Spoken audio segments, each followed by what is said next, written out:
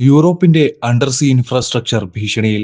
Russian അട്ടിമറിയെക്കുറിച്ചുള്ള വർദ്ധിച്ചുവരുന്ന ആശങ്ക യൂറോപ്പിന്റെ അണ്ടർസീ ഇൻഫ്രാസ്ട്രക്ചറിന്റെ വിശാല ശൃംഖലയെ ലക്ഷ്യമിട്ട് റഷ്യൻ അട്ടിമറി നടത്തിയെന്ന ആരോപണങ്ങൾ ഉയരുന്നതോടെ യൂറോപ്പും റഷ്യയും തമ്മിലുള്ള സംഘർഷങ്ങൾ രൂക്ഷമാകുന്നു.